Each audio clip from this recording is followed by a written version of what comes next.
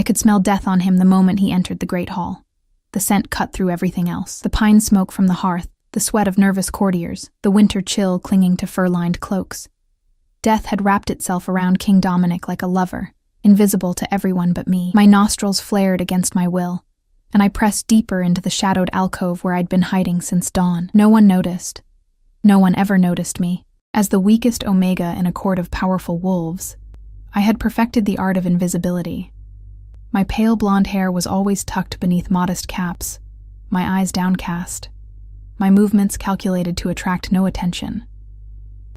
The royal court of Ravenwood was no place for the fragile. I had learned that lesson through blood and tears.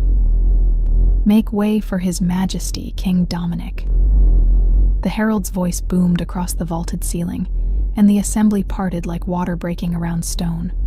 I clutched my grandmother's silver pendant against my chest, the only inheritance she'd left me besides her wisdom. Power comes in many forms, Eleanor.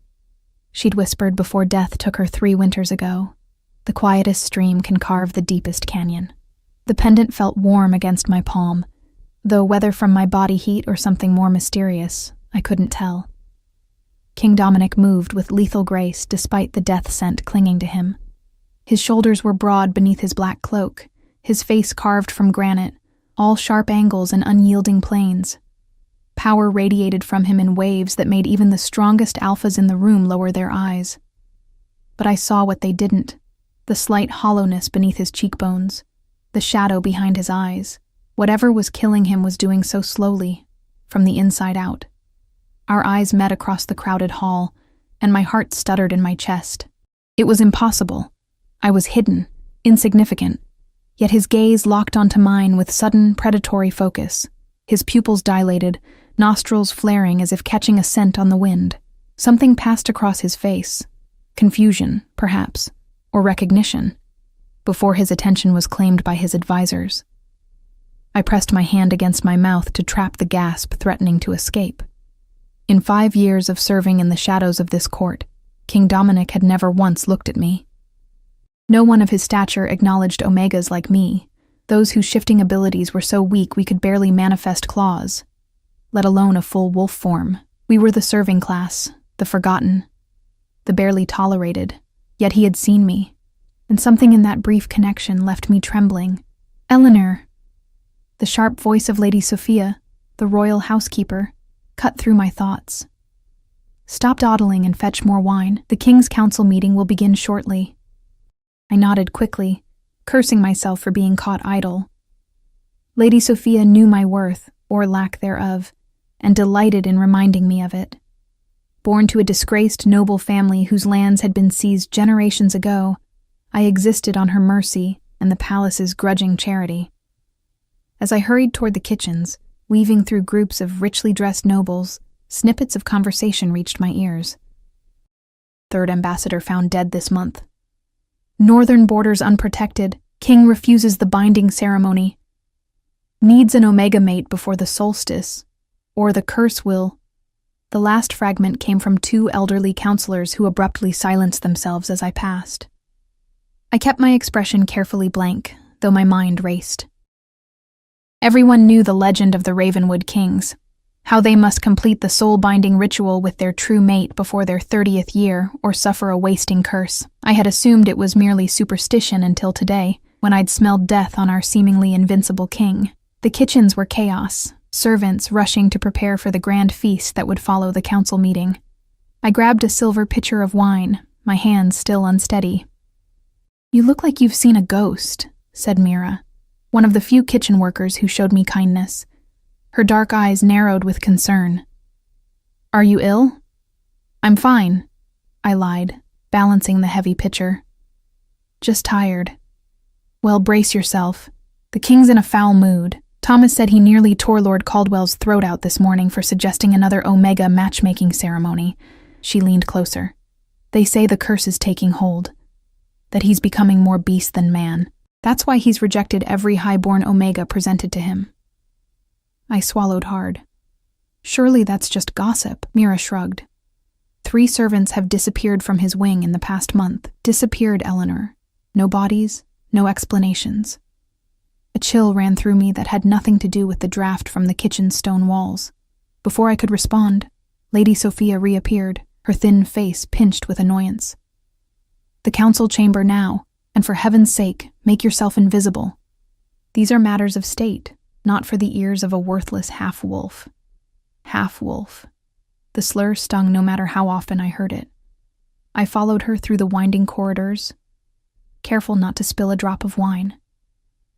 The council chamber doors loomed ahead, carved with the Ravenwood Pack's emblem. A wolf howling beneath a crescent moon. 2 guards flanked the entrance, their eyes briefly scanning me before dismissing me as unimportant. Inside, 12 men sat around a massive oak table, with King Dominic at its head. A fire roared in the hearth, casting dancing shadows across tense faces. "The Northern Pack has refused our terms again," said Lord Reynard, the oldest councillor. His liver-spotted hand trembled as he placed a sealed letter on the table. "They say they will only negotiate with a king who has fulfilled the binding ritual. They question your stability, Your Majesty." A low growl rumbled from Dominic's chest, causing several councillors to flinch. I moved silently around the perimeter of the room, filling goblets without making eye contact. When I approached the king, my hands betrayed me, trembling so badly that droplets of red wine splashed onto the table's polished surface. "Forgive me, Your Majesty," I whispered, mortified. Instead of the anger I expected, a strange stillness came over him. He inhaled deeply, his eyes flashing amber, the wolf within him stirring. His hand shot out, fingers circling my wrist with frightening speed. Pain seared through my mind, images flooding in uninvited. A younger Dominic cradling a dying woman. Blood-soaked battlefields, a shadowed figure pronouncing words of power. And darkness, a creeping darkness consuming him from within. He released me instantly, looking as shocked as I felt. The council room had fallen silent. 12 pairs of eyes fixed on this unprecedented interaction. "Leave us," Dominic commanded, his voice like granite. "All of you." The councillors exchanged glances but rose without question. As they filed out, Lord Reynard's gaze lingered on me with sudden calculating interest that sent ice through my veins. When the heavy doors closed, I found myself alone with the Alpha King, clutching an empty wine pitcher like a shield. The death scent around him seemed stronger now, mingled with something else, a wild, desperate energy that made the air between us crackle. "Your name," he demanded. "Eleanor, Your Majesty." My voice sounded distant to my own ears. "Your family?" I swallowed hard. "None living, sire. I am ward of the court." He stood, and I fought the instinct to back away. He towered over me, his presence filling the room like a gathering storm. With deliberate slowness, he reached toward my face. I closed my eyes, bracing for I didn't know what. His fingers brushed my cheek with surprising gentleness. "You saw," he said, not a question. I opened my eyes, meeting his gaze directly for the first time. The amber had receded, leaving eyes the color of a winter sky. "Yes," I admitted, throwing caution aside. "I saw death clinging to you. I saw a curse." His jaw tightened. "And that doesn't frighten you?" It was a test, though I didn't understand its purpose. "Everything frightens me, Your Majesty," I answered truthfully. "I've learned to live with fear as my constant companion." Something flickered in his expression. Recognition, perhaps. He took a step back, his shoulders rigid with tension. "You will attend me tonight," he said abruptly, "in my private chambers." Terror and something else, something I refused to name, bloomed in my chest. Everyone knew what happened to Omegas summoned to an Alpha's chambers, especially one fighting a curse that drove him toward the bestial. The disappeared servant suddenly made horrible sense. "Your Majesty, Not a request, Eleanor." His voice softened fractionally. "I give you my word. No harm will come to you." The words of a king should have reassured me. They didn't. But as he strode from the room without a backward glance, I knew I had no choice. Whatever connection had flared between us when our skin touched had changed something irrevocably. That night, as I made my way through the silent corridors toward the king's chambers, my grandmother's pendant felt impossibly heavy against my skin. "The quietest stream," I whispered to myself. clutching the silver talisman, but as I raised my hand to knock on the intricately carved door of the royal suite, I couldn't help but wonder if this particular stream was about to meet a waterfall, a plunge from which there would be no return. The door swung open before my knuckles could make contact, as if the king had been waiting, sensing my approach. The chamber beyond was not what I had expected. Instead of opulent luxury, I found austere functionality. A massive oak desk dominated one side, covered with maps and letters bearing broken seals. Weapons hung on the walls, not ceremonial pieces, but well-used swords and daggers that had tasted blood. King Dominic stood by a window, his broad back to me, silhouetted against the night sky. He had shed his formal attire, wearing only a simple black tunic and breeches, his feet bare on the stone floor. Without the crown and royal trappings, he looked both more human and somehow more dangerous. "Close the door," he said without turning. I obeyed, my heart hammering against my ribs like a caged bird. The latch clicked with finality. "Your Majesty summoned me," I said, proud that my voice remained steady despite my fear. He turned then, and I had to suppress a gasp. The mask of control he maintained in public had slipped, revealing the toll of whatever battle he fought within. Deep shadows circled his eyes, and a fine sheen of sweat covered his forehead despite the room's chill. "You're different," he said, studying me with unsettling intensity. "I've had every noble-born Omega in 7 kingdoms paraded before me. Yet I noticed you, a servant, across a crowded hall." He moved closer, his movements fluid despite his obvious exhaustion. "Why is that, Eleanor?" My name in his mouth sounded like something precious, something forbidden. I dropped my gaze, staring at the worn carpet beneath my feet. "I don't know, Your Majesty." "Look at me when you speak," he commanded softly. I forced myself to meet his eyes, fighting against every submissive instinct bred into Omegas like me. "I truly don't know," I repeated. "I'm nothing special, barely a wolf at all, according to most." A bitter smile twisted his lips. "According to most."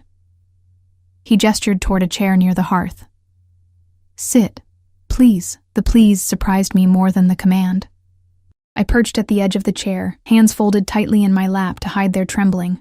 Dominic poured 2 glasses of amber liquid from a decanter, offering one to me. I accepted it but didn't drink, watching as he downed his in a single swallow. "What do you know of the curse of the Ravenwood kings?" he asked abruptly. The question was dangerous. Court servants were forbidden from discussing royal matters, especially ancient magic that affected the ruling line. But his gaze demanded truth. "Only whispers, Your Majesty, that each king must complete a soul binding with his true mate before his 30th year, or suffer a wasting death." He nodded once. "In 3 days, I turn 30. His voice was matter-of-fact, as if discussing weather rather than his impending doom. "The curse has already taken hold, as you somehow perceived. Can't you just bind with someone? Any suitable Omega?" I ventured. A harsh laugh escaped him. "If only it were so simple. The binding must be with a true soul match, freely given and freely accepted. Magic can't be tricked, Eleanor." He poured himself another drink. "My ancestors created this safeguard centuries ago to ensure Ravenwood kings would always rule with their other half beside them, tempering power with compassion. A noble intention that has condemned me to death." "Because you haven't found your match," I whispered. "Because she doesn't exist." Bitterness edged his words. "Or if she does, she's well hidden." I thought of all the high-born Omegas who had visited the court in recent months. Beautiful, accomplished, desperate to become queen, all rejected. "What happens if the binding isn't completed?"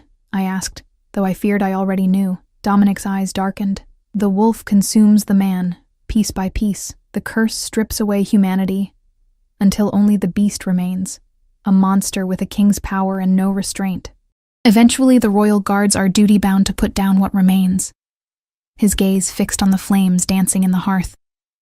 "My father suffered the same fate. I was 16 when I watched them burn his remains. Horror washed over me at the casual brutality of royal destiny. My own hardships seemed suddenly trivial compared to this inescapable death sentence. Without thinking, I reached out, my fingers brushing against his hand. Again, that flash of connection surged between us, this time bringing not pain but a momentary respite from it. The tension in his shoulders eased slightly, the crease between his brows softening. He looked at our joined hands with wonder before pulling away. "What are you?" he murmured. "I told you, I'm no one. Stop lying," he snapped, then immediately controlled himself. "Something happens when we touch. You feel it too." I couldn't deny it. "Yes." He began pacing, energy radiating from him in waves. "I've had the royal physician examine me. The court mage cast diagnostic spells. None have detected what you perceived instantly." He stopped, fixing me with that penetrating gaze. "How did you know I carried death? The truth seemed dangerous, but lying to my king seemed worse. I've always sensed things others don't. Energies, intentions, sicknesses." I twisted my grandmother's pendant nervously. My grandmother was the same. She called it the quiet gift. Useful, but best kept secret. "An empath," he said thoughtfully. "Rare among our kind. Rarer still in one with such weak shifting abilities." He approached again, circling me like a predator assessing prey. "Show me." "Show you?" "You're Wolf. I want to see the form you hide from the world." Shame burned through me. Of all the humiliations I had endured, this would be the worst, revealing my pathetic partial shift to the Alpha King himself. "Please," I whispered. "Don't ask this of me." His expression softened unexpectedly. "I'm not mocking you, Eleanor. I need to understand." With trembling hands, I removed my cap, letting my pale blonde hair fall to my shoulders. I closed my eyes, reaching for the wolf that had always been more shadow than substance within me. The partial transformation was painful, my body rebelling against its own nature. My nails lengthened slightly, teeth barely sharpening. The faintest dusting of fair fur appeared on my forearms, and my eyes, I knew without seeing them, would have shifted to a pale amber, the weakest manifestation of my wolf possible. I heard Dominic's sharp intake of breath and kept my eyes closed, unable to bear the disgust I would surely find on his face. "Look at me," he commanded, his voice strangely gentle. When I opened my eyes, I found not revulsion, but fascination in his gaze. He reached out slowly, giving me time to pull away, and traced the nearly invisible line of fur on my arm. "A half-shift," he murmured.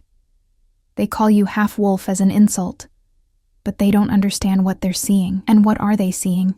I asked, voice barely audible. Before he could answer, a sharp knock at the door broke the moment. Dominic's expression instantly hardened, the king's mask sliding back into place. "Enter," he called, stepping away from me.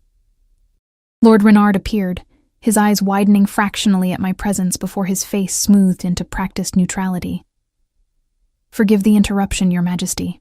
An urgent message from the northern border." Dominic took the sealed parchment, breaking it open with one fluid motion. As he read, his expression darkened dangerously. "They've taken Fort Blackcliff," he said, voice deadly calm, "and threatened to execute the hostages unless I present myself with my true queen within a fortnight." His laugh held no humor. "Perfect timing. The council awaits your command, sire," Lord Renard said, his gaze sliding to me with calculation that made my skin crawl. "Shall I summon the war cabinet?" "Yes." Dominic's attention had already shifted, the weight of the kingdom settling visibly on his shoulders. "I'll join you shortly." When we were alone again, he turned to me with a gravity that sent shivers down my spine. "Return to your quarters, Eleanor. Speak of this conversation to no one." He hesitated, then added, "I may call for you again." "Yes, Your Majesty." I rose to leave, but a sudden wave of dizziness washed over me. Images flooded my mind, Lord Renard speaking with hooded figures, a knife glinting in candlelight, poisoned wine. I gripped the back of the chair, gasping. Dominic was at my side instantly, steadying me. "What is it? What do you see?" "Betrayal," I whispered, the vision fading as quickly as it had come. "Be careful who you trust tonight." "Lord Renard, there's darkness around him. Old alliances being reformed." His eyes narrowed. "You saw this?" I nodded, suddenly exhausted. "Sometimes the visions come. I can't control them." He studied me for a long moment before coming to some decision. "Tomorrow night, come to the old library in the East Wing. After midnight, when the castle sleeps. His fingers brushed my cheek, featherlight. Until then, stay in the shadows where you've learned to hide. Eyes open, Eleanor. The court grows dangerous for those connected to me. After he departed for his council meeting, I made my way back through the darkened corridors, my mind reeling from the evening's revelations. The weak Omega who had spent years avoiding notice had somehow caught the attention of the most dangerous man in the kingdom, a man marked for death by his own bloodline's magic. As I slipped into my small chamber in the servants' quarters, a sound from the shadows sent ice through my veins. Lady Sophia emerged from the darkness, her thin lips stretched in a smile that held no warmth. Well, she said softly. The mouse returns from the lion's den, still breathing. How unexpected. My lady, I said cautiously, I was merely serving the king as ordered. For 3 hours? Her eyebrow arched. Strange service indeed. She circled me slowly, her gaze calculating. Lord Renard was most interested to learn of your private audience with His Majesty. Especially now, with the binding deadline so close. My heart stuttered. Whatever Lord Renard suspected about me couldn't be good, not with the treacherous intentions I'd glimpsed surrounding him. I'm nothing to interest Lord Renard, I said, fighting to keep my voice steady. A servant girl with barely enough wolf blood to merit a place in this court. Lady Sophia's laugh was brittle. Such modesty. Her hand shot out, fingers gripping my chin painfully. Listen carefully, girl. The king's condition worsens by the day. Powerful people have plans for the succession that don't include complications. Her nails dug into my skin. Whatever connection you think exists between you and King Dominic, sever it. Tonight was your only warning. After she left, I sank onto my narrow bed, trembling. In the span of a single day, my carefully constructed invisibility had shattered. Worse, I now knew things no servant should know, about curses and betrayals, and a king fighting his own nature. I touched my grandmother's pendant, seeking comfort in its familiar weight. The quietest stream can carve the deepest canyon, I whispered to myself. But streams could also be diverted, dammed, poisoned at their source. As I drifted into uneasy sleep, King Dominic's face haunted my dreams, proud and fierce and increasingly wolf-like, reaching for something just beyond his grasp while shadows closed in around him. And somehow, impossibly, I stood at the edge of those shadows, my hand outstretched toward his. Though whether to save him or join him in the darkness, I couldn't tell. I spent the following day in a state of hypervigilance, feeling eyes on me wherever I went. The castle buzzed with rumors of the northern attack, servants huddling in corners to whisper about war and the king's declining health. Twice I glimpsed Lord Renard in deep conversation with royal guards, their expressions grim and purposeful. Each time, he seemed to sense my gaze, turning to fix me with a stare that made my blood run cold. By nightfall, a storm had rolled in from the mountains, rain lashing against the stone walls like nature itself sensed the coming conflict. Lightning illuminated the corridors in brief, ghostly flashes as I made my way to the east wing, heart pounding in rhythm with the thunder. The old library had been largely abandoned since the new royal collection was established in the western tower. Dust shrouded the ancient tomes, and cobwebs draped the high windows like tattered lace. I slipped inside, closing the heavy oak door behind me. You came. King Dominic's voice emerged from the shadows before I saw him. He sat at a table piled with yellowed scrolls and leather-bound books, a single oil lamp casting a warm glow over the ancient texts. In the dim light, the changes in him were more pronounced, his features sharper, more lupine, his movements containing a predatory fluidity that was both beautiful and terrifying. You doubted I would? I asked, stepping closer. I thought perhaps Lady Sophia's threats might have deterred you. I stiffened. You knew about that? A dangerous smile touched his lips. Little happens in my castle without my knowledge. He gestured to the chair opposite him. Though, until recently, even I had overlooked you, a mistake I'm now rectifying. I sat, noticing the dark circles beneath his eyes had deepened. The scent of death clung more heavily to him tonight, mingled with something wild and primal. The curse's progression was accelerating.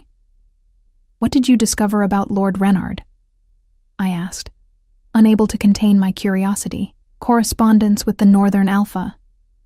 Plans for a regency council after my incapacitation."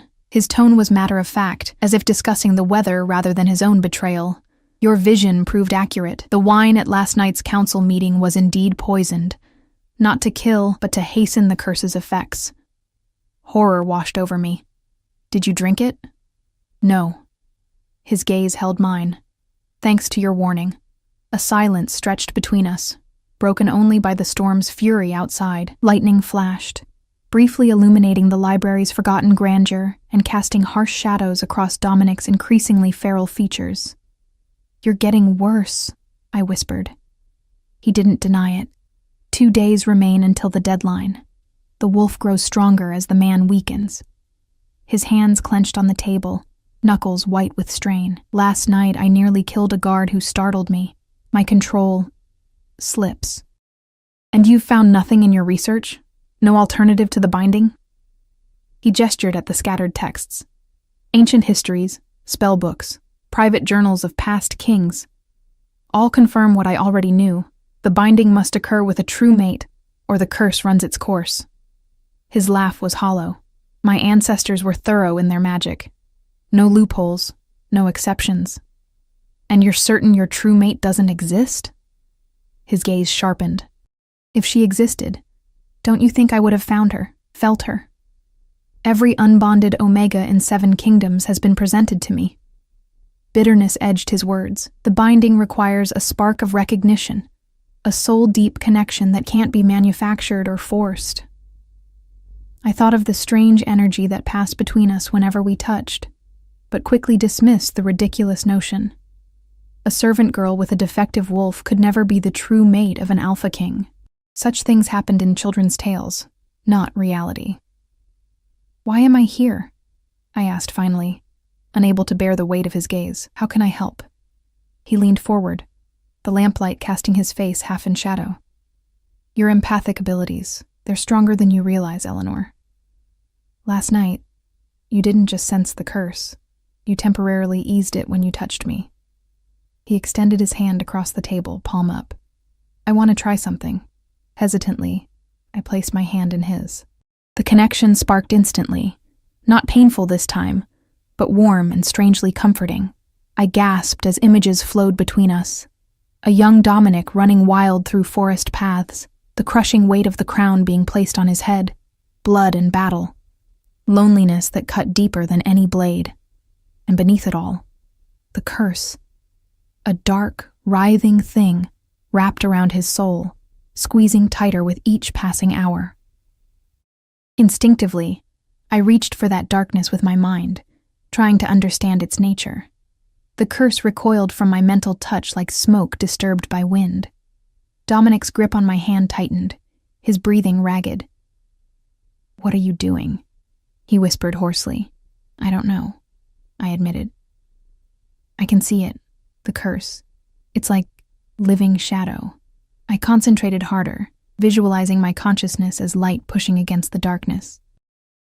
The shadow retreated slightly, and Dominic made a sound between pain and relief. When I finally withdrew my hand, exhaustion crashed over me. Dominic looked equally drained, but the tension in his shoulders had eased, and his features appeared marginally less wolf-like. "You pushed it back," he said, wonder in his voice. "Temporarily, but still." He studied me with new intensity. "No one has ever managed that before." I slumped in my chair, suddenly lightheaded. "I don't understand how I did it." "Your grandmother's gift must be stronger in you than anyone realized. Perhaps because your wolf is weaker, your other abilities compensated." He rose, moving to a cabinet across the room and returning with a dusty bottle and 2 glasses. He poured amber liquid into both, sliding one toward me. "Drink. It will help restore your strength." The brandy burned pleasantly down my throat, bringing warmth back to my limbs. Outside, the storm continued its assault, rain hammering against the windows with renewed fury. "I need your help, Eleanor," Dominic said after a long silence. Not just for myself, but for the kingdom. He leaned forward, his gaze intense. The Northern Pack senses weakness. If I fall to the curse, Ravenwood will be vulnerable. Civil war is inevitable, with Lord Reynard and others scrambling for power. What can I possibly do? I asked, genuinely bewildered. I'm no warrior, no strategist. You can buy me time. His voice dropped lower. With your ability to temporarily push back the curse, I might maintain control long enough to secure the borders and expose Reynard's treachery. His fingers brushed against mine. A few days of clarity could mean the difference between stability and chaos. The weight of his request settled over me like a cloak of lead. You're asking me to… what? Use my abilities to keep you human? I'm asking you to help me die as a king, not a beast, he corrected quietly. To give Ravenwood a fighting chance at peaceful succession. My heart constricted painfully in my chest. Despite the impossibility of it, despite knowing him for barely 2 days, the thought of his death felt like a blade between my ribs. I blamed my Omega nature. We were hardwired to respond to alpha distress, especially from one as powerful as Dominic. That's all it was. It had to be. I'll try, I whispered. But I don't know if it will work again, or for how long. Relief softened his features, that's all I ask. He hesitated, then added, There's risk to you in this. If Reynard discovers your ability to affect the curse, he'll see you as a threat to his plans. I've been invisible my whole life, I said with a bitter smile. I know how to avoid notice. Not anymore. Dominic's gaze was penetrating. Something about you calls to me, Eleanor. If I've noticed, others will too. He reached across the table, his fingers tracing the line of my cheek with surprising gentleness. You should leave Ravenwood, tonight. I can arrange safe passage to the Southern Territories. The suggestion startled me. You just asked for my help and now you want me to leave? I want you safe. The fierceness in his voice made me shiver. Your abilities are rare and valuable. After I'm gone, don't, I interrupted, surprising us both. Don't speak of your death as if it's certain.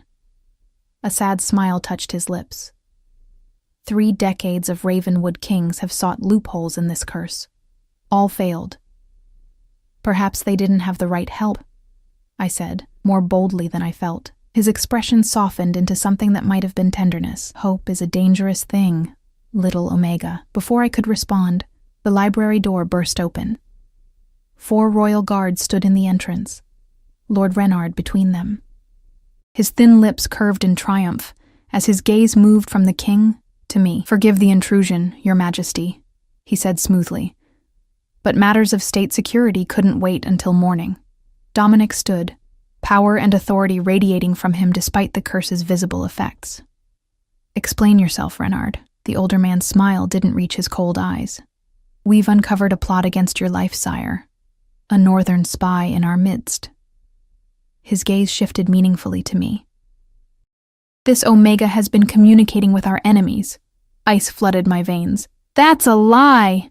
Silence, Reynard hissed. We found these in her quarters. He nodded to a guard, who stepped forward with a small bundle of papers bearing northern seals. Correspondence regarding Your Majesty's condition. Information only someone with intimate access would possess. Dominic's expression remained unreadable. Serious accusations require serious evidence, Lord Reynard. He extended his hand.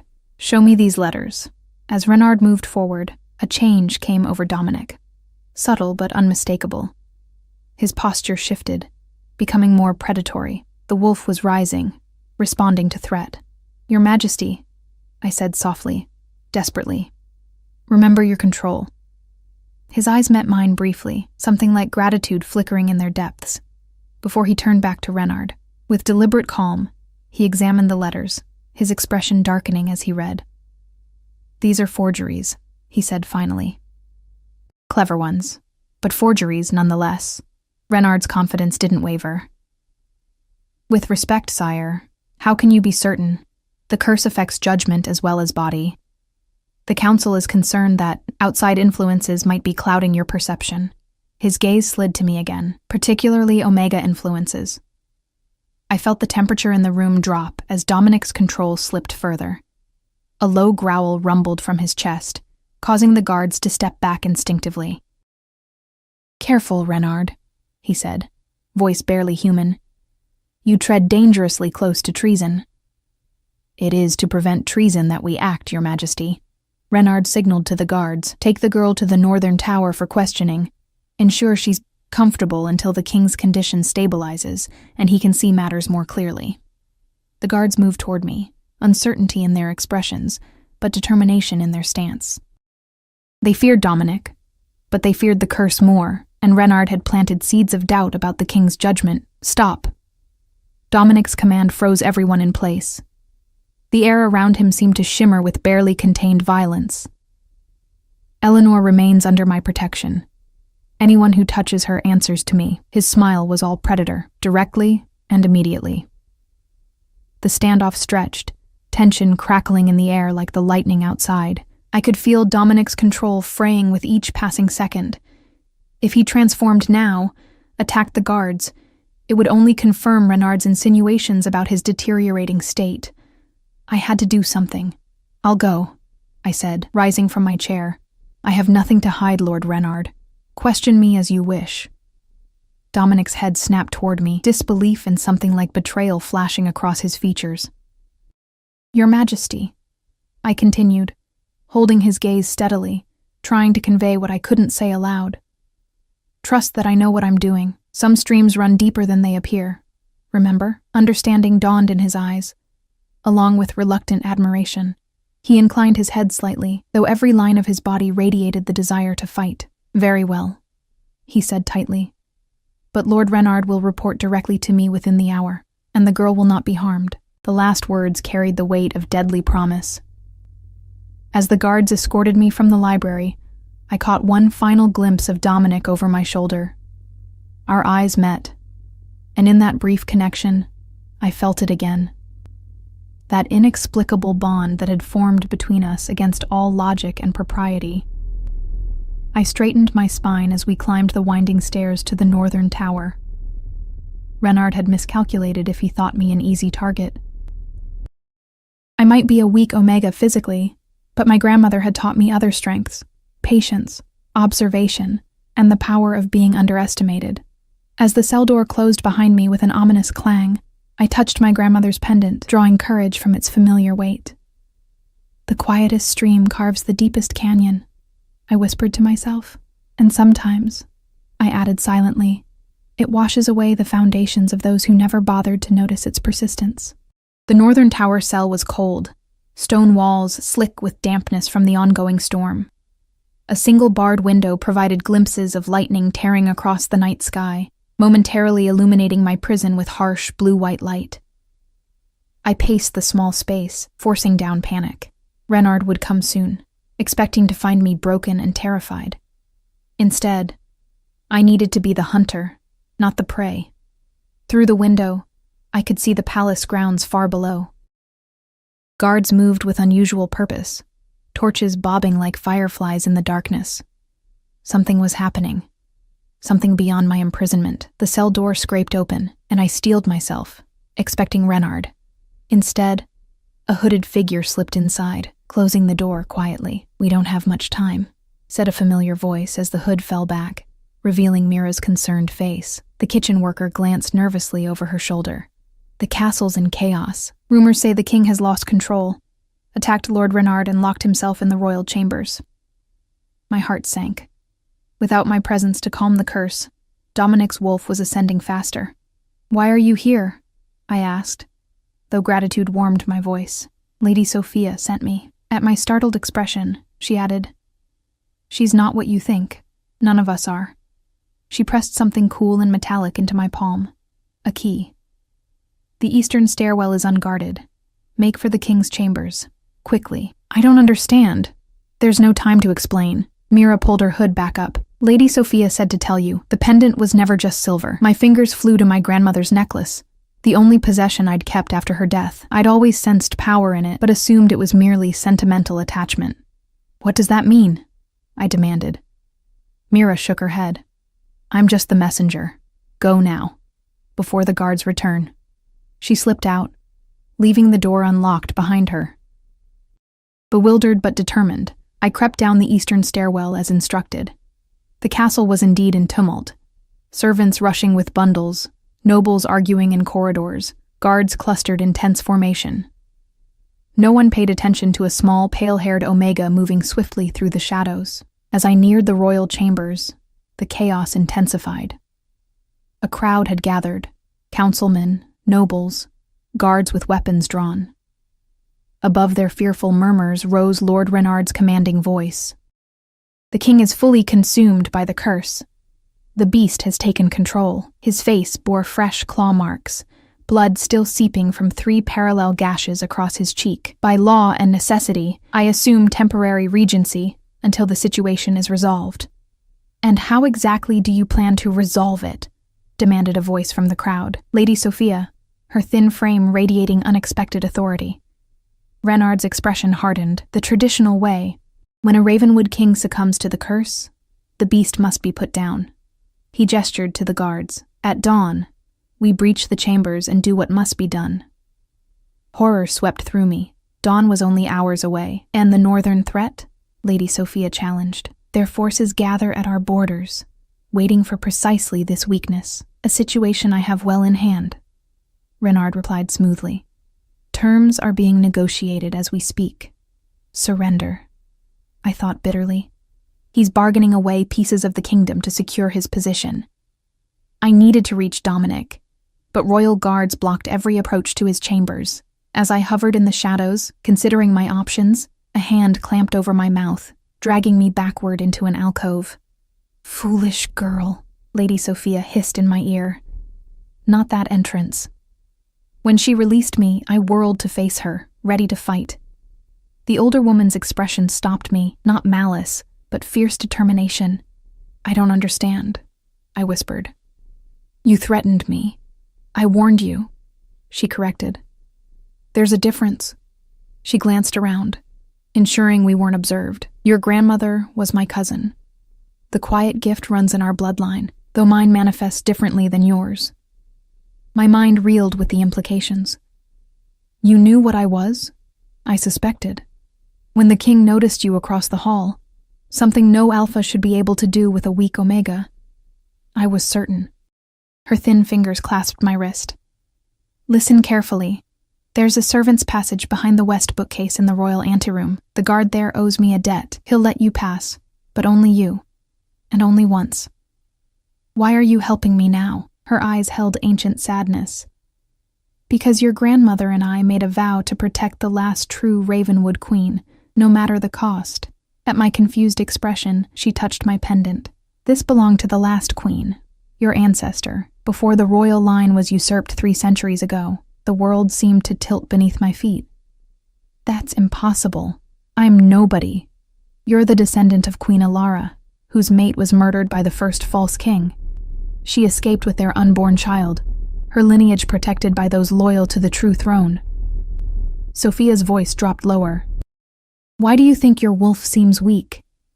The magic that hides royal bloodlines always manifests as diminished power, a protection against detection." The pendant felt suddenly heavy against my skin. "If what you say is true, why reveal this now? Because the curse that afflicts the false kings can only be broken by a descendant of the true line." Her eyes burned with centuries of patience finally bearing fruit. "Your kiss won't just save Dominic's soul. It will restore what was broken, if he proves worthy." Distant shouting pulled her attention away. "Go," she urged. "The guard's name is Thomas. Say the stream returns to its true course, and he'll understand."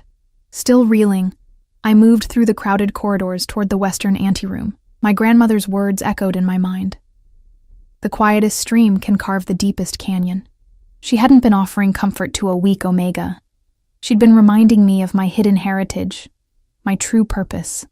The western anteroom was guarded by a single man, young but stern-faced, his hand resting on his sword hilt. When our eyes met, something like recognition flashed across his features. "The stream returns to its true course," I whispered. Without a word, he stepped aside, revealing a narrow gap behind the bookcase. As I slipped through, he murmured, "For the true queen, So softly I nearly missed it. The passage was dark and confining, forcing me to feel my way along rough stone walls. It emptied into what must have been Dominic's bedchamber, a space now transformed by destruction. Furniture lay splintered, tapestries hung in shreds, and deep claw marks scored the walls. In the center of the devastation stood Dominic, or what remained of him. The transformation had progressed far beyond what I'd witnessed before. His body was caught in a horrifying half-shift, too wolf-like to be human, too human to be truly wolf. His clothes hung in tatters, and his eyes glowed amber in the darkness, fixed on me with primal intensity. A low growl rumbled from his throat as I stepped closer. "Dominic," I said softly. "It's Eleanor." He circled me warily, muscles coiled to spring. The curse had nearly completed its work. The man I'd known was disappearing beneath a beast. Yet something in those amber eyes still recognized me, still fought against the darkness consuming him. "I know what I am now," I continued, keeping my voice steady despite my racing heart. "And I think I know what you are to me." Another growl, this one less threatening, more confused. I reached for my pendant, understanding finally its true purpose. It had never been merely silver. It was a royal heirloom, a talisman of true Ravenwood power. As my fingers closed around it, warmth spread through my palm, up my arm, through my entire body. The sensation was like nothing I'd ever experienced, as if a dam had broken inside me, releasing power long constrained. My skin tingled, vision sharpening, senses expanding. The weak, partial shift I'd known my entire life gave way to something new, something complete and strong and undeniable. I felt my wolf rise within me, not the stunted creature I'd always known, but a true, royal wolf, silver-white and powerful. Not an Omega's wolf at all, but something rarer, a Luna wolf, meant to balance an alpha, not submit to him. Dominic froze, his nostrils flaring as he caught my changed scent. Confusion warred with recognition in those feral eyes. "The curse isn't your bloodline's fate," I said, taking another step closer. "It's punishment for stolen power. A throne taken by force rather than by right." I extended my hand slowly. "Your ancestors killed my ancestor's mate and claimed her throne. But the magic of Ravenwood never forgot the true line." Understanding dawned in his eyes, the man momentarily winning against the beast. "Ilara's line," he rasped, his voice barely human. "Lost, believed extinct. Hidden," I corrected gently. "Protected, until the time was right." Another step closer. We were within touching distance now, his ragged breathing audible over the storm's fury outside. The curse's darkness swirled around him visibly to my enhanced senses, a writhing shadow trying desperately to complete its work before I could interfere. "You once asked if your true mate existed," I whispered. "She does. The curse could only be broken by binding with the true Ravenwood heir, bringing together what was wrongfully separated." His clawed hand lifted, hovering near my face but not touching. "Too late," he growled, pain lacing the words. "Beast. Taking over."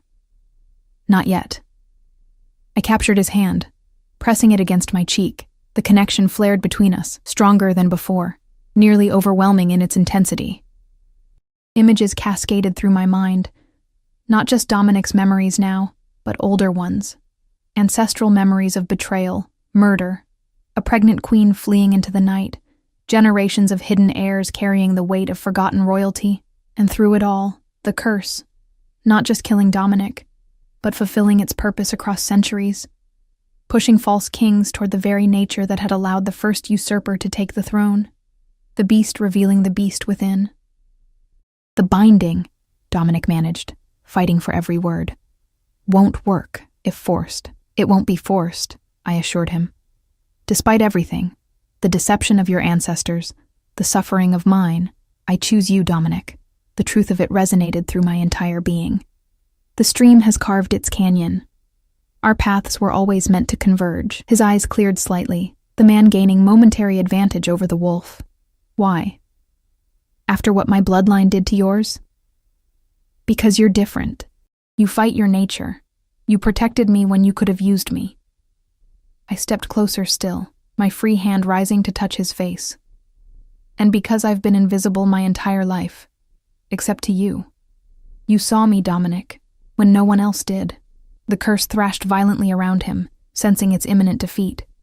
Dominic doubled over, a howl of agony tearing from his throat as the beast made its final push for dominance. I knew what I had to do.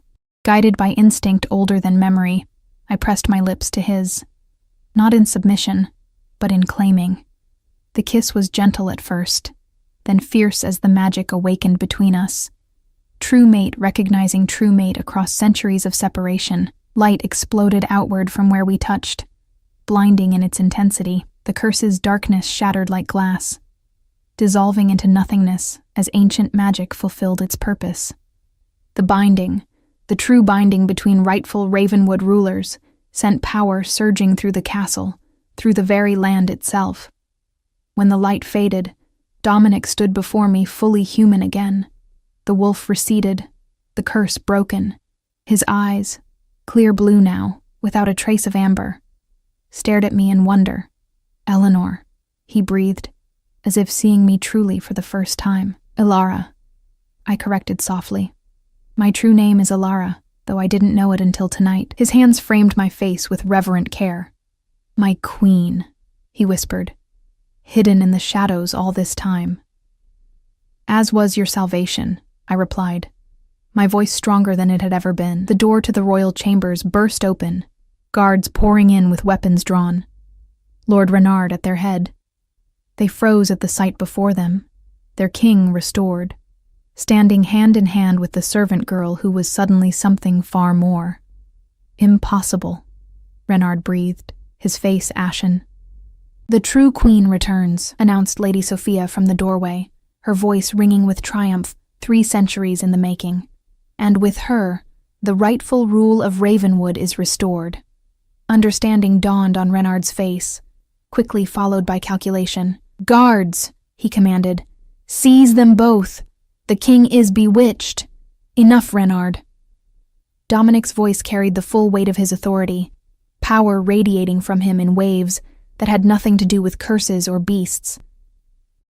"Your regency ends before it began." The guards hesitated, looking between Renard and their transformed king. One by one they lowered their weapons, some dropping to one knee in recognition of what they could sense but not fully understand. The rightness that had returned to Ravenwood after centuries of imbalance. As dawn broke outside, casting golden light through the shattered windows, Dominic turned to me, his expression solemn. "The northern forces still gather at our borders," he said. "We face war, betrayal from within, and a kingdom that must learn its true history." I smiled, feeling strength flow through me, not the power of a weak Omega who had somehow caught an Alpha's attention, but the birthright of a queen too long hidden in shadow. "Then we face it together," I said, my hand finding his. "As Ravenwood was always meant to be ruled." His answering smile held promise, determination, and something that made my heart race. A future I had never dared imagine, with a man I had been destined to find. The kiss that sealed our bond was no longer about breaking curses, but building something new from ancient foundations. A reign that would begin, as all true stories do, with justice, truth, and love finally emerging from the shadows.